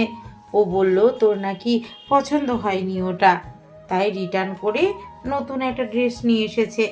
আমাকে আর সকালেই দিয়েছে এটা, আমি ভুলে গেছিলাম তোকে দিতে। একটা প্যাকেট রুহির দিকে বাড়িয়ে দিয়ে কথাটা বলেন হেনা বেগম। রুহি এক ঝটকায় উঠে দাঁড়ালো। দ্রুত পায়ে এগিয়ে গিয়ে হেনা বেগমের হাত থেকে প্যাকেটটা নিয়ে তড়িঘড়ি করে খুলো। প্যাকেটের ভিতর সেই একই ডিজাইনের একটা গাউন, শুধু কালার আলাদা। এটা কালো রঙের গাউনটা উল্টে পাল্টে দেখে রুহির বুঝতে বাকি রইল না সব কিছু। সেদিন গাউনটা কেনার সময় রুহি শান্তকে ভিডিও কল করেছিল। খয়েরি আর কালো এই দুটো গাউন দেখিয়ে বলেছিল, কোনটা নেব বলুন তো? আপনি যেটা বলবেন সেটাই নেব। শান্ত দুটো গাউন ভালোভাবে দেখে উত্তরে বলেছিল, কালোটা নাও জান, তোমাকে কালোটা বেশ ভালো মানাবে। রুহি ফিটফাট ভেঙচি কেটে বলেছে, কেন? কালোটা কেন নেব আমি? আর আপনার কথাটা কেন শুনবো? আমার ইচ্ছের কোনো দাম নেই, আমি তো এই খয়েরিটাই নেব। রাখুন ফোন। বলেই ফোন কেটে মুচকি হেসেছিল রুহি। শান্তকে খোঁচাতে ওর ভালোই লাগে। শান্তর উপর জেদ দেখে সেই খয়েরি রঙের গাউনটাই কিনেছিল রুহি। কিন্তু শান্ত তো কম নয়। খয়েরিটা সরিয়ে নিচে পছন্দের সেই কালো গাউনটাই হাজির করেছে রুহির সামনে। রুহি গাউনটা জড়ি লাজুক হাসলো শান্তর পাগলামো দেখে। হেনা বেগম ভুরু কুচকে বললেন, এবার পছন্দ হয়েছে মহারানী? এটা খুঁজতে গিয়ে এতগুলো কাপড় চোপড় এলোমেলো না করে আমাকে আগে বললেই হতো। এখন এসব কে করবে শুনি? রুহি গদগদ হয়ে বলল, তুমি তো আছো আম্মু, মহারানী আদেশ দিচ্ছে তোমায়। ফটফট সব গুছিয়ে ফেলো দেখি, আমি এক্ষুনি রেডি হয়ে আসছি। আমার ভাবি যা না মানে পাখি সে কখন থেকে অপেক্ষা করছে আমার জন্য। হেনা বেগম মিহির দিকে তাকালেন। মিহি সোফা ছেড়ে উঠে এগিয়ে এসেছে। রুহি এক দৌড়ে বাথরুমে ঢুকে পড়েছে চেঞ্জ করার জন্য। ওর দিকে তাকিয়ে মুচকি হাসলেন হেনা বেগম। খাটের উপরে থাকা কাপড়গুলো গোছাতে গোছাতে বলেন। পাগলি মেয়ে একটা। মিহি একটু এগিয়ে হেনা বেগমের সাথে কাপড়ে হাত চালাতে চালাতে গলা ছেড়ে একটু ভনিতার স্বরে বলল। শান্ত ভাইয়া রুহিকে খুব ভালোবাসে তাই না আন্টি? না মানে সব সময় তো দেখি রুহির সব পছন্দ অপছন্দের খেয়াল রাখেন তিনি। হেনা বেগম হেসে উত্তর দিলেন। রুহিকে খুব ভালোবাসে শান্ত। শুধু রুহিকে নয়, জেনি, মেহজাবিন এদেরকেও খুব ভালোবাসে। রাফি আর শান্ত দুই ভাইয়ের চোখের মনি এই তিন বোন। বোনদের ছাড়া চলেই না ওদের। মিহি স্মিত হয়ে হাসলো হেনা বেগমের কথা শুনে। কয়েকটা কাপড় ভাঁজ করতে করতে রুহি বেরিয়ে আসে ওয়াশরুম থেকে। দুজনে তাকাই রুহির দিকে। ফর্সা শরীরে কালো রংটা বেশ ফুটেছে রুহির, একদম জলজল করছে। হেনা বেগম সমস্ত কাপড় গুছিয়ে ঘর থেকে বেরিয়ে আসেন। রুহি চটজলদি একটা হিজাব জড়িয়ে নেয় মাথায়, তারপর মিহি সহ বেরিয়ে আসে বাড়ি থেকে। এর মধ্যে আর রাফির সাথে দেখা হয়নি। সকাল সকাল অফিসে চলে গেছে সে। ও অফিসে যাওয়ার পরপরই মিহি এসেছে। বাড়ির ড্রাইভার গাড়িতে করে মিহি আর রুহিকে পৌঁছে দেয় নাদিয়াদের বাড়িতে। বাড়িতে বিয়ের আয়োজন করা হয়েছে, খুব বেশি বড় করে নয়, অত্যন্ত ছোট্ট পরিসরে। মিহি আর রুহি সোজা চলে গেছে নাদিয়ার কাছে। নাদিয়ার ঘরে মীরা সহ আরও কয়েকজন কাজিন আছে। নাদিয়া রুহি আর মিহিকে দেখে সবার মাঝ থেকে উঠে আসে নাদিয়া। গাল ফুলিয়ে অভিমানী স্বরে বলে। এতদিন আসার সময় হলো তোদের, এখন কেন আসলি তোরা? কোনো দরকার ছিল না তোদের আসার। মিহি আর রুহি একসাথে জড়িয়ে ধরে নাদিয়াকে। রুহি আদুরে কণ্ঠে বলে। সরি রে, একটু বোঝার চেষ্টা কর। সমস্যা না থাকলে নিশ্চয়ই আসতাম আমরা, কিন্তু দেখ এখন তো এসেছি, মন খারাপ করিস না প্লিজ। নাদিয়া স্বাভাবিক হয়ে বলল। আচ্ছা ঠিক আছে, তা তোরা একা আসলি? রৌনক আসেনি? না, ও এখন এসে কি করবে আমাদের মাঝে? ও বিকেলে আসবে বলেছে। মিহির কথায় নাদিয়া খানিক ইতস্তত হয়ে নিচু স্বরে বলল। ও আর সোহেল, ও আসবে না? মিহি আর রুহি একে অপরের দিকে তাকালো নাদিয়ার কথায়। মিহি ভারী শ্বাস ফেলে বলল। তুই ভাবলি কি করে যে ও আসবে? সবটা বুঝিস তুই, বুঝেও না বোঝার ভান করিস না। ওর অপেক্ষা থেকে লাভ নেই, ও আসবে না। নাদিয়া মাথা নিচু করে দীর্ঘশ্বাস ফেল। চলো চলো চোখ তুলে ভেজা কণ্ঠে বলল। আমি তোর অপেক্ষায় নেই আর না থাকবো। আমার কিছু করার ছিল না, বিশ্বাস কর। আমি কখনো চাইনি এই বিয়েটা করতে, কিন্তু কি বলতো, মেয়ে মানুষ তো, আমাদের কোনো চাওয়া থাকতে নেই। আর চাওয়া থাকলেও সেটার মূল্য নেই। সবার কপালে এক হয় না রে। সবাই সব কিছু পায় না, সব সম্পর্ক পূর্ণতা পায় না। কিছু অপূর্ণতা আর নিঃসঙ্গতা নিয়েই জীবন কাটিয়ে দিতে হয়। তুই একটু চেষ্টা করলেই পূর্ণতা পেতে পারতো। মিহির কথায় তাচ্ছিল করে অদ্ভুত হাসে নাদিয়া। চেষ্টার কথা বলছিস? আব্বু বলেছিল এই বিয়েটা না করলে তিনি কোনো অঘটন ঘটিয়ে ফেলবেন। এটা শোনার পর আর কি চেষ্টা করতাম আমি? চেষ্টা করার আগেই নিজের অনুভূতিগুলোর ওপর বাড়ি চাপা পড়ে গেছে। বাই দ্য ওয়ে, বাদ দে এইসব আর আমার ভাবতে চাই না, আমি ভুলে যেতে চাই সব। চোখের কোণে টলমলো জলটুকু মুছে নেয় নাদিয়া। তৈরি হতে হবে এখন ওকে। বাড়িতেই সাজানো হবে। পার্লার থেকে লোক এসেছে, খুব তাড়াহুড়ো করে হচ্ছে বিয়েটা। বিকেল হতেই বর আসে। মিহি আর রুহি এক কোণে দাঁড়িয়েছিল ভিড়ের মাঝে। ওরা যায়নি। নাদিয়া বরের নাম আফাজ রহমান। মিহি রুহি অবাক হয়ে দেখে নাদিয়া থেকে কমপক্ষে 15 থেকে 16 বছরে বড় হবেন তিনি। বয়সের চাপ ফুটে উঠেছে। এ লোকের সাথে নাদিয়া মানিয়ে নেবে কিভাবে? নাদিয়া এর আগে সামনাসামনি দেখেনি আফাজকে, কথাও বলেনি তেমন। স্টেজে পাশাপাশি বসানো হয়েছে দুজনকে। নাদিয়া একবারের জন্য মাথা তুলল না আফাজের দিকে। চোখ স্থির করে নিস্তেজ হয়ে বসে আছে পাশে। মুখে হাসি নেই, চোখ দুটো মাটিতে নিবদ্ধ। রুহি আর মিহির খারাপ লাগছে খুব নাদিয়াকে দেখে। ওর পরিবার কিভাবে পারলো ওটা করতে? নিজেদের মেয়েকে তার ইচ্ছের বিরুদ্ধে ইমোশনাল ব্ল্যাকমেল করে জোরপূর্বক বসিয়ে দিয়েছে এই বিয়েতে। বিয়ে পড়ানো হয় সন্ধ্যা হতে। রৌনক এসেছে বিকেলে। ওদের সবাই খাওয়া দাওয়া শেষ হয়েছে ইতিমধ্যে। একটু পর নাদিয়াকে নিয়ে চলে যাবে সবাই। রুহি আর মিহি বিদায় নেই নাদিয়ার থেকে। এখানে আর থাকতে ভালো লাগছে না ওদের। বাইরে বের হয় দুজনে। রাফি আসছে ওদের নিতে। গেটের সামনে দাঁড়িয়ে আছে দুজনে। বারবার ঘড়ির দিকে তাকাচ্ছে রুহি। রাফি বলল ওর 5 মিনিটের মধ্যেই চলে আসবে। এই 5 মিনিট দাঁড়িয়ে থাকতে হবে ওদের। রুহি বিরক্তিতে কপাল কুঁচকে বলল। নাদিয়ার সাথে এটা কি হলো বলতো? বেচারি ওই বুড়ো লোকটার সাথে থাকবে কিভাবে? তাও আবার ওই দূর দেশে পরিবার, আত্মীয় স্বজন, আপনজন, নিজ দেশ সবকিছু ছেড়ে ওই লোকটার সাথে। কতদূর থাকতে হবে ওকে? মিহি শ্বাস ফেলে বলল, যেটা হওয়ার ছিল সেটা হয়েছে, ভাগ্যের উপর কারো হাত থাকে না। এখন দোয়া কর যেন সুখী হয় ওরা। ওদের কথার মাঝে একটা কালো গাড়ি এসে দাঁড়ায় ওদের সামনে। গাড়ির হেডলাইটের আলোতে দুহাতে মুখ আড়াল করে চোখ খিচে নেয় মিহি আর রুহি। হাত সরিয়ে পিট পিট করে তাকায় দুজনে। সামনের গাড়িটা চেনা নয়, তার মানে এটা রাফি না। বিয়ে বাড়ি অন্য কেউ আসতে পারে হয়তো। মানুষের সমাগম লেগে আছে এখনো। মিহি আর রুহি চোখ ফিরিয়ে একটু সাইড হয়ে মুখ ফিরিয়ে দাঁড়ায়। বাড়ির ভেতর থেকে ফেরি লাইটের টিমটিমে আলো ভেসে আসছে। বাড়ির বাইরে লাইটিং করা হয়নি, তাই একটু অন্ধকার, তবে ভেতরের আলোয় বাইরেরটাও স্পষ্ট বোঝা যাচ্ছে। রুহি আবারও হাতের ঘড়িতে সময় দেখে হঠাৎ পিছন থেকে একটা পুরুষালী ভরাট কণ্ঠে ডাক শোনা যায়। মিহি। নিজের নাম শুনে চকিতে পিছন ফিরে তাকায় মিহি। রুহিও তাকায় সাথে সাথে। কণ্ঠের মালিককে চিনতে অসুবিধা হয় না মিহির। চিরচেনা কণ্ঠ। রুহি ভুরু কুচকে তাকায় একটু দূরে দাঁড়িয়ে থাকা অবৈটার দিকে। ওদের কাছে এগিয়ে আসে লোকটা। মিহি অবাক লোচনে চেয়ে জিজ্ঞেস করে, আপনি এখানে? রুহির কুচকানো ভুরু আরো বেশি কুচকে যায় লোকটাকে দেখে। সে আপাদমস্তক পর্যবেক্ষণ করে তাকে। আমি ছুটপুটে বেশ পরিপাটি স্মার্ট সুদর্শন একটা ছেলে। এক দেখায় যে কোনো মেয়ে ক্র্যাশ খেয়ে যাবে। হিরোদের মতো ফিটনেস, একদম রাফির মতো। অন্ধকারও ফর্সা হাসি মুখশ্রী বোঝা যাচ্ছে। মীর ছোড়া প্রশ্নে লোকটা হেসে উত্তর দেয়। আমি নিতে আসলাম তোমায়। এবার রুহির দিকে তাকিয়ে বলে, হাই, তুমি রুহি তাই না? তুমি সম্বোধনে চোখ মুখ কুচকে রুহি। অজানা অজানা একটা ছেলের মুখে এমন আচমকা তুমি সম্বোধনটা খাপছাড়া লাগে রুহির কাছে। সে মুখে উত্তর না করে মাথা ঝাঁকিয়ে হ্যাঁ সূচক সম্মতি প্রকাশ করে। তুমি করেই বলছে, কিছু মনে করো না। আসলে মিহির মুখে কয়েকবার শুনেছি তোমার কথা। তার উপর আবার তুমি বিখ্যাত রোজান রাফি চৌধুরীর বোন। তোমাকে না চেনার কথা নয়। আর আমি সাফি। রুহি একটু হাসার চেষ্টা করে। মিহির দিকে প্রশ্নসূচক নয়নে তাকায়। মিহি সাফিকে শুধায়, আমাকে নিতে এসেছেন মানে? আপনি কি করে জানলেন আমি এখানে এসেছি? আমি তো আপনাকে বলিনি। আব্বু বলেছে? এত কথা বলার সময় নেই, তাড়াতাড়ি চলো। কেন, কি হয়েছে? আব্বু ঠিক আছে তো?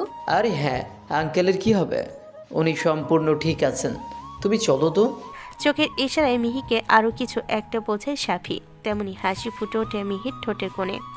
মিহি রুহির দিকে তাকাই। রুহি আগে থেকে জিজ্ঞাসু লোচনে চেয়েছিল। মিহি একটু হেসে বলল, আমি যাব পাখি। এমনিতেও আমাকে পৌঁছে দিতে হলে তোদের অনেকটা ঘুরে বাড়ি যেতে হবে। এ লোকটা তালে মিহিকেও তাল মেলাতে দেখে কপাল কুঁচকে দাঁত পিষল রুহি। একটু খিটখিটে স্বরে মুখ বাঁকিয়ে বলে, এভাবে বলছিস কেন? তোর যাওয়ার ইচ্ছা হলে যা।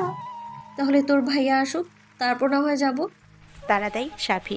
ওর ভাইয়া আসুক, তুমি চলো। সারপ্রাইজ আছে, আঙ্কেল আন্টি অপেক্ষা করছে আমাদের জন্য। রুহি খানিক বিরক্তি নিয়ে বলে, আমার ভাইয়ার জন্য অপেক্ষা করতে হবে না তোকে, তুই যেতে পারিস। আমি আছি এখানে, ভাইয়া আসলে চলে যাব। মিহি একটু আদুরে কণ্ঠে বলে, রাগ করলেই যান। না। মিহি চলো তো, দেরি হয়ে যাচ্ছে আমাদের। সাফির তারাই মিহি বলে, আপনি এগোন, আমি আসছি। সাফি তাড়াহুড়ো করে গাড়ির দিকে এগোয়। মিহি রুহিকে জড়িয়ে বলে, আসো পাখি, কাল দেখা হচ্ছে আবার। রুহি আর কিছুই বলে না, বুকে হাত গুটিয়ে মুখ ফিরিয়ে নেয়। মিহি এগিয়ে যায় গাড়ির দিকে। সাপি নিজে দরজা খুলে দেয়।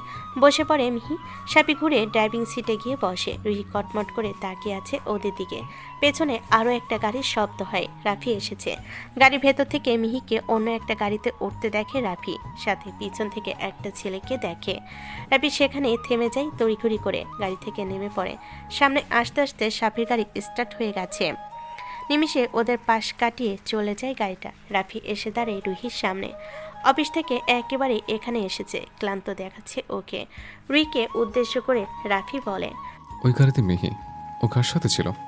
কে নিয়ে গেল ওকে? রুহি দূরে যাওয়া গাড়ির দিকে থেকে দৃষ্টি সরিয়ে রাফির পানে তাকায়। খিটখিটে স্বরে বলে, জানি না কে ছিল ওটা, একদম সহ্য হচ্ছিল না ওকে আমার। রাফি খানিক উচ্চ স্বরে বলে, জানিস না মানে? তাহলে মিহি ওর সাথে গেল কেন? আর তুই ওকে যেতে দিলেই বা কেন? মিহি ওকে চেনে? চেনে মানে? আমি জানি না। বলে গটগট পায়ে গাড়িতে গিয়ে বসে রুহি। রাফি চোখ মুখ শক্ত করে নিজের গিয়ে বসে।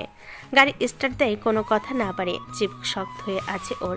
রুহি রাফির দিকে তাকিয়ে গজগজ করতে করতে বলে, জানো ভাইয়া, ওই ছেলেটা কেমন গায়ে পড়া। মিহিকে কেমন তুমি তুমি করে কথা বলছিল, আর কেমন জোর দেখাচ্ছিল মিহির ওপর, একদম বিরক্তিকর। রাফি কিছু বলল না প্রতি উত্তরে। ওর চল আরও বেশি শক্ত হয়ে গেল। রুহি একটু স্থির হয়ে নিজে নিজেই বলল, ছেলেটাকে এই প্রথম দেখলাম, তো কেমন চেনা চেনা লাগলো। মনে হলো আগে দেখেছিলাম কোথাও। নামটা কি যেন বললো? ও সাফি বোধহয়। তোমার নামের সাথে মিল আছে অনেকটা। রাফি ভুরু কুটালো, শরীর জ্বলছে ওর, রাগ উঠছে ভীষণ। মিহিকে একবার দেখার উদ্দেশ্যে বাড়ি না গিয়ে সোজা অফিস থেকে এখানে এসেছে। আর সেই মিহি কিনা অন্য ছেলের সাথে দেখলো। রাফি চোখ মুখ খিচে গাড়ি চালাইয়ে কোনো রকম বাড়িতে আসে। একটা কথাও বলেনি। রুহির কথাগুলো কানে বাজছে ওর। ঘরে এসে ফ্রেশ হয়ে মোবাইল হাতে নিয়ে বসে পড়ে রাফি। সম্পূর্ণ মনোযোগ দিয়ে কিছু একটা করছে ফোনে। অফিস থেকে ফিরে এক কাপ গরম কফি না হলে চলে না রাফির। হেনা বেগম সে কখন কফির মগ রেখে গেছেন ছেলে ঘরে, সেটা এখন ঠান্ডা হয়ে গেছে। ছুঁয়েও দেখেনি রাফি। রাফি প্রথমে মিহির ফেসবুক প্রোফাইলে ঢুকলো। এমনিতেও ওর ফেসবুক প্রোফাইল লক করা। রাফি ঘেটেছে কয়েকবার, ফ্রেন্ড নেই তেমন অ্যাক্টিভ ও থাকে না, পোস্টও করে না। প্রোফাইলে একটা সুন্দর face hide picture. Rafi Mihir অ্যাকাউন্টের সমস্ত ফ্রেন্ডদের স্টক করলো। সাফি নামে কেউ নেই। এই একটা নাম তখন থেকে মাথায় ঘুরছে, মাথাটা ঝালাফালা করে দিচ্ছে একদম। কে এই সাফি? মিহির সাথেই বা কী সম্পর্ক ওর? আর এতদিনে এই সাফির খবর রুহিও জানে না। মিহু বা কি ও বলেনি কোনো একবারও? রাফি ফোন ছুঁড়ে মেরে মাথা চেপে বসে রইল কিছুক্ষণ। এদিকে রাত 12টা বাজতে আর কিছুটা দেরি। আজমল হোসেন আর সাবিনা বেগম ঘুমিয়ে বিভোর। মিহি ঘুম পাড়িয়ে আজমল হোসেন শুয়ে পড়েছে। শুতেই ঘুমেরা ঘিরে ধরেছে তাকে। পুরো বাড়ি অন্ধকার, গ্রাউন্ড ফ্লোরে পুরোপুরি ফাঁকা এখন। আজমল হোসেন আর সাবিনা বেগম শিফট করেছেন উপরে মিহির পাশের ঘরে। হঠাৎ একটা বিকট শব্দে ঘুম ছুটে যায় সাবিনা বেগমের। বড্ড চোখ পাতলা তিনি। একটা শব্দে কাছে ঘুম ভেঙে গেছে। তড়িঘড়ি করে আড়মোড়া ভেঙে উঠে বসেন তিনি। আধত চোখ খুলে কান খাড়া করে শোনার চেষ্টা করেন কিসের শব্দ। আর কিছু শোনা যাচ্ছে না। নিজের মনে ভুল ভেবে আবারও শুয়ে পড়েন তিনি। চোখ বোঝার আগে আবারও কোনো কিছু পরে ঝনঝন শব্দে হুড়মুড়িয়ে উঠে বসেন তিনি। পাশ ফিরে আজমল হোসেনকে দেখে নেন একবার। তিনি আরামে ঘুমিয়ে আছেন। অনিচ্ছা সত্ত্বেও আজমল হোসেনকে নিয়ে একটু ঝাঁকান তিনি। নিচু স্বরে ডাকেন, শুনছেন? একটু উঠুন না। নিচ থেকে কোনো কিছু শব্দ পেলাম আমি। মনে হয় বাড়িতে কেউ ঢুকেছে। ভয় করছে আমার। উঠুন প্লিজ। আজমল হোসেন পাশ ফিরে শুয়ে ঘুম কাতুরে কণ্ঠে বলি আওড়ালেন, কি হয়েছে সাবিনা? এত রাতে ডাকছো কেন? ঘুমে পড়ো। সাবিনা বেগম আরো জোরে জোরে ঝাঁকলেন আজমল হোসেনকে। ঘুম পরে হবে, আগে উঠুন। বাড়িতে কেউ ঢুকেছে মনে হয়। যদি চোর হয়, মিহি ঘরে একা আছে। আজমল হোসেনের ঘুম ছুটে গেল মুহূর্তেই। চট করে উঠে বসলেন তিনি। চোখ কষলে তাকালেন সাবিনা বেগমের ভীত মুখের দিকে। খাটের পাশ থেকে চশমাটা হাতে চোখে লাগিয়ে তড়িঘড়ি করে খাট থেকে নামতে নামতে বললেন, তুমি বসো, আমি দেখে আসছি কি হয়েছে। বাইরে বেরোবে না একদম। সাবিনা বেগম খাট থেকে নেমে পথ রোধ করে বলেন, আমিও যাব আপনার সাথে। আপনি একা একা গিয়ে কি করবেন? চলো। আজমল হোসেন বাধা দিলেন না। দিল সাবিনা বেগম শুনত না, তাই কথা না বাড়িয়ে ঘরে দরজা খুলে পাটিপে টিপে বাইরে আসেন তারা। মিহির ঘরের দরজায় যান প্রথমে। দরজা হালকা খুলে ডিম লাইটের আলোয় উকি দিয়ে দেখেন মিহি ঘুমোচ্ছে। আজমল হোসেন বাইরে থেকে দরজাটা আটকে দেন। করিডোর থেকে মাথা বাড়িয়ে উকি দেন। নিচে দেখেন নিচে লাইট অফ। রান্নাঘরের ভিতর একটু আলো জ্বলছে। কয়েকজনের ছায়া দেখা যাচ্ছে বোধহয়, আন্দাজ করলেন তিনি। অবৈ কিছু দেখতে পেলেন রান্নাঘরে। পা বাড়িতে সাবিনা বেগম আটকে দেন আজমল হোসেনকে। অন্ধকারে দুদিকে মাথা নেড়িয়ে নিচে যাওয়ার জন্য না করেন তিনি। আজমল হোসেন শুকনো ঢোক গিলে বলেন, কিচ্ছু হবে না, তুমি ঘরে যাও, আমি দেখছি। বাইরে বের হবে না একদম। সাবিনা বেগম আজমল হোসেনের ফুটো খামচে ধরে ঠাই দাঁড়িয়ে রইলেন। মাথা ঝাঁকালেন দুদিকে, অর্থাৎ তিনি যাবেন না। আজমল হোসেন সাবিনা বেগমকে নিজের আড়াল করে সামনের অন্ধকারে কোনো রকম সিঁড়ি হাঁটতে কয়েক ধাপ নিচে নামলেন। পিছু পিছু নামলেন সাবিনা বেগম। মুখ ঢিপ ঢিপ করছে দুজনে। হঠাৎ আলো জ্বলে উঠল পুরো বাড়িতে। ভয়ে আজমল হোসেনকে পিছন থেকে জড়িয়ে মুখ খিচে চিৎকার করে উঠলেন সাবিনা বেগম। তার চিৎকারের মাঝেই একসাথে দুটো কণ্ঠ শোনা গেল, সারপ্রাইজ। সাবিনা বেগম এক ঝটকায় সরে পিটপিট করে চালেন নিচের দিকে। মিহি আর সাফি দাঁড়িয়ে আছে। মিহির হাতে একটা কেক। আজমল হোসেন ওদেরকে দেখে যেন হাঁপ ছেড়ে বাঁচলেন। এতক্ষণ কিনা কি ভেবেছিলেন তিনি। চোখ বুজে জোরে শ্বাস নিলেন তিনি। সাবিনা বেগম এখনো অবাক লোচনে হাঁ করে তাকিয়ে আছে। মিহি হাতের কেকটা টেবিল ওপর রেখে ছুটে যায় আব্বুর কাছে। দুজনকে একসাথে দুহাতে জড়িয়ে গদগদ হয়ে বলে। সাবিনা বেগম চোখে পলক ফেলেন। মিহি দুজনকে নিয়ে নিচে নামে। পাশাপাশি দাঁড় করে দুজনকে। সাফি এগিয়ে এসে বলল, হ্যাপি অ্যানিভার্সারি আঙ্কেল আন্টি, বিয়ের পর ২৬ বছর পূর্তির অনেক অনেক শুভেচ্ছা। আজমল হোসেন একটু সন্ধিয়ান হয়ে প্রশ্ন করলেন। আজ 30 তারিখ। মিহি আর সাফি দুজনে একসাথে মাথা দোলালো। মিহি উৎসুক হয়ে বলল, আমাদের সারপ্রাইজ কেমন লাগলো বলো তো? ঠিকঠাক করতে পেরেছি তো সবটা? আজমল হোসেন আর সাবিনা বেগম চোখ বুলিয়ে দেখলেন পুরো হল রুমটা বেলুন আর একটু আধটু ফুল দিয়ে হালকা সাজানো হয়েছে। টেবিলের উপরে কেকটার দিকে তাকালেন দুজনে। কয়েকটা মোমবাতি গলে পড়ছে কেকের উপর। আজমল হোসেন হেসে ফেললেন, মুখে বললেন, সব একদম পারফেক্ট হয়েছে আম্মু। তোমরা এত কিছু কখন করলে বলো তো? আমি তো একটু আগেই দেখলাম তুমি ঘরেই ছিলে, ঘুমাচ্ছিলে। মিহি ফিক করে হেসে বলল, ওটা আমি ছিলাম না আব্বু, ওটা কোলবালিশ ছিল। বলে হেসে উঠল মিহি। সাফিও তাল মিলিয়ে হাসলো। সাবিনা বেগম একটু রাগী কণ্ঠে বলেন, তবে রে পাজি মেয়ে, তুমি জানো আমরা কতটা ভয় পেয়ে গিয়েছিলাম? সারপ্রাইজ না হয়ে দেখানো হচ্ছিল আমাদের। মিহি বলল, এভাবে বলছো কেন? তুমি জানো তোমাদের সারপ্রাইজ দেওয়ার জন্য কতটা খাটতে হয়েছে আমাদের। সাফি বাবা, তুমি কি করে জানলে আজ আমাদের বিবাহ বার্ষিকী? আজমল হোসেনের কথায় সাফি বরাবরের মতো হেসে উত্তর দিল, কদিন আগে মিহি নিজেই বলেছিল, কিন্তু দেখুন আজও নিজেই ভুলে গেছিল। টুই টুই করে গেছিল বান্ধবীর বিয়েতে, তাই তো তখন ওকে মনে করিয়ে দেওয়ার জন্য আমি নিজে গিয়ে নিয়ে এসেছিলাম। মোটেই না, আমি মোটেও ভুলে যাইনি। ওই একটু মাথা থেকে বেরিয়ে গিয়েছিল আর কি। আপনি না থাকলেও আমি এইসব করতে পারতাম। আজমল হোসেন সাফি আর মিহিকে পাশাপাশি দেখে স্নিগ্ধ চোখে চেয়ে হাসেন। সাবিনা বেগমকে ফিসফিস করে বলেন, দেখেছো দুজনের পাগলামি? সাবিনা বেগম আলতো হাসল। মিহির তারাই চটজলদি কেক কাটলেন সাবিনা বেগম আর আজমল হোসেন। একে একে সবাইকে খাইয়ে দিলেন কেক। পাশ থেকে কয়েকটা ছবি ক্লিক করেছে সাফি। খানিক পর নিজ বাড়ির উদ্দেশ্যে বেরিয়ে পড়েছে সে। আজমল হোসেন সোফায় বসে গা এলিয়ে দিয়েছেন একটু। মিহি আব্বুর পাশে বসে ফেসবুকে এখনকার তোলা কয়েকটা ছবি একসাথে স্টোরি দিয়ে আব্বুর কাছে এসে বসে। সাবিনা বেগম বাকি কেকটা ফ্রিজে রেখে হাত মুছতে মুছতে পাশে এসে দেন। মিহির গালে হাত রেখে কিছু একটা ভেবে কৌতূহলী হয়ে প্রশ্ন ছুড়ে, আব্বু, আজ তোমাদের ২৬ বছরের বিবাহবার্ষিকী। তার মানে তোমাদের বিয়ের ৮ বছর পর আমার জন্ম হয়েছিল? সাবিনা বেগম আঁতকে উঠলেন মেয়ের প্রশ্নে। আজমল হোসেন আর চোখে সাবিনা বেগমের গতি পর্যবেক্ষণ করে সময় নিয়ে বললেন, হ্যাঁ আম্মু। মিহি বাচ্চাদের মতো আবারও প্রশ্ন করে, তাহলে আমার কোনো ভাই বোন নেই কেন? আর যদি আমার একটা ভাই বা বোন থাকতো তাহলে কতই না ভালো হতো বলো তো। আমার পরিবারটা একটু বড় হতো, আমি তাদের সাথে খেলতাম, আদর করতাম, ঝগড়া করতাম। আজমল হোসেন শ্বাস ফেলে বললেন, তুমি আসার পর আমাদের জীবনে আর কারোর প্রয়োজন হয়নি আম্মু। তুমি আমাদের সবকিছু। তোমাকে পাওয়ার পর আর কাউকে পাওয়ার ইচ্ছে জাগেনি আমাদের মনে। আমাদের একমাত্র আদরের রাজকন্যা তুমি। আমাদের সমস্ত আদর ভালোবাসা শুধু তোমার জন্য। তাই তোমার আদরে ভাগ বসিয়ে আর অন্য কাউকে আনার কোনো প্রয়োজন বোধ করিনি আমরা। মিহি আলতো হেসে জড়িয়ে ধরলো আব্বুকে। আব্বুর বুকে মাথা রেখে বলল, লাভ ইউ আব্বু। আমার জীবনে শুধু তোমরা থাকলেই হবে, আর কারো প্রয়োজন হবে না। সাবিনা বেগম অভিমানী কণ্ঠে বললেন, লাভ ইউ শুধু আব্বুকে, আর আম্মু? মিহি উঠে গিয়ে জড়িয়ে ধরলো আম্মুকে। কোমল আদরে কণ্ঠে বলল, লাভ ইউ আম্মু, love you, love you, love you. Sabina Begum Ajmal হোসেনের দিকে তাকিয়ে হেসে ফেললেন। আজ কোচিং ছিল সকালে, আজও লেট করেছে মিহি। ক্লাসের মাঝে ক্লাসে ঢুকেছে। রুহির পাশে মিহির বর্ধকিত জায়গায় কেউ বসে না। মিহি গিয়ে বসে পড়ে সেখানে। নরম দৃষ্টিতে তাকায় রুহির দিকে। রুহি কপাল কুঁচকে স্যারের কথা শুনছে। মিহির দিকে একবারও ফিরল না পর্যন্ত। মিহি শান্ত কণ্ঠে ফিসফিস করে প্রশ্ন করল, কখন এসেছিস পাখি? আমার মতোই এসেছি আমি।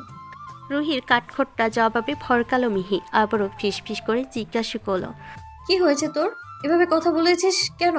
রুহির আবারও রুক্ষ জবাব। কি আবার হবে? কিছুই হয়নি। মিহি আর কথা বাড়ালো না, ক্লাসে মনোযোগ দিল। রুহির ব্যাপারটা ক্লাসে পর সামলে নেওয়া যাবে। রোজকার মতো মিহির সাথে চিপকে বসেনি রুহি। বেঞ্চে দূরত্ব বজায় রেখে ফাঁকা হয়ে বসেছে। মিহি দূরত্ব ঘুচিয়ে কাছাকাছি বসলো রুহির। তবুও রুহির মুখের কোনো পরিবর্তন দেখা গেল না। ক্লাসের শেষে মিহিকে পাশ কাটিয়ে না বলেই বেরিয়ে এসেছে রুহি। দূরত্ব ব্যাগ গুছিয়ে রুহির পেছন পেছন ছুটে আসে মিহি। মিহি বরবারই পিছন থেকে রুহিকে ডাকছে। কি হলো পাখি? আমাকে রেখে কোথায় যাচ্ছিস? একটু দাঁড়া। মিহির কথাই পাত্তা না দিয়ে রুহি হনহনিয়ে হেঁটে চলেছে। গলির মাঝামাঝি দৌড়ে এসে পেছন থেকে রুহির বাহু টেনে ধরে মিহি। এই পাখি, কি হয়েছে বলতো তোর? কথা কেন বলছিস না আমার সাথে? আমি কি কোনো ভুল করেছি? কালকে তোকে রেখে এসেছিলাম বলে রেগে আছিস আমার উপর? রুহি এক ঝটকায় হাত ছাড়িয়ে সশব্দের উত্তর দেয়। আমি কেন রেগে থাকবো তোর ওপর? কি হই আমি তোর? কথা বলতে ইচ্ছা করছে না তোর সাথে, তাই কথা বলছি না। বলে আবারও পিছন ফিরে হাঁটা লাগে রুহি। মিহি এবারও আটকে দেয় রুহিকে, আদুরে কণ্ঠে বলে, সরি পাখি, রাগ করিস না প্লিজ। আসলে কালকে আব্বু আমার অ্যানিভার্সারি ছিল, তাই তাড়াহুড়ো করে ওনার সাথে চলে এসেছিলাম আমি। সরি জান, এই দেখ কানে ধরছি আমি। আর কখনো এমনটা করবো না আমি, সত্যি। প্লিজ রেগে থাকিস না, কথা বল আমার সাথে। তুই এমন রাগ করলে না আমার কান্না পায়। প্লিজ জান, রেগে থাকিস না প্লিজ।